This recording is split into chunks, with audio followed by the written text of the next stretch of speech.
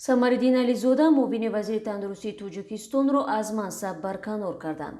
дар ин бора рӯзи 31 март қарори ҳукумат содир шуд, вале дар он сабабашро нагуфтанд. маълум нест ӯ мақоми дигар гирифтааст ё не. ализода ҳамагир 9 моҳи пеш ва дар авҷи бемории ҳамагир дар тоҷикистон ба ин мақом таъин шуда буд. номи ӯ тақрибан 2 ҳафта пеш дар робита ба ваксинаи AstraZeneca дар сархати расонаҳо қарор гирифт.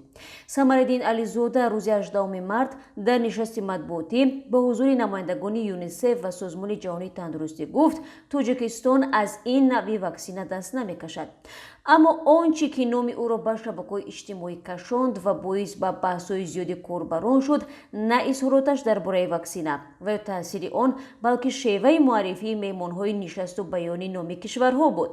аз ҷумла вай ҳангоми суҳбат ба ҷои Кореяи ҷанубӣ номи Кореяи шимолиро ба забон овард ва дар ҳоле ки хатояшро ёдрас шуданд, норӯзиёна гуфт, чӣ фарқ дорад, ҳарду ҳам куриёст. бисёре аз корбарон чунин тарзи суҳбати ӯро ба мансабдороне чун Бек Сабур, раиси хадамоти алоқа ва Нуриддин Саид, вазири пешини маориф ва ҳоло раиси кумитаи телевизион ва радио монанд карданд.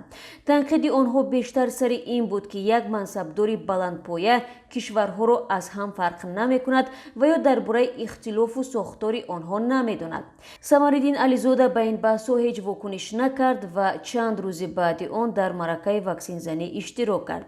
ҳоло маълум нест сабаби барканории ӯ чист ва оё ба суҳбатҳои охираш рабт дорад ё не.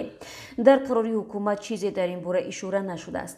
дар фармонҳои пешина аксар вақт сабаби барканории мансабдоронро гузаштан ба кори дигар мегуфтанд, вале дар мавриди самариддин ализода чизе нест. самариддин ализода 55 сола аст ва доктори илмҳои тиб мебошад. дар гузашта дар мансабҳои сардори хадамоти назорати давлатии санитарӣ, эпидемиологӣ ва мудири пажӯҳишгоҳи тиббӣ профилактикии Тоҷикистон низ кор кардааст. соли 1999 аълочии вазорати тандурустӣ ва соли 2013 корманди шоистаи Тоҷикистон шудааст.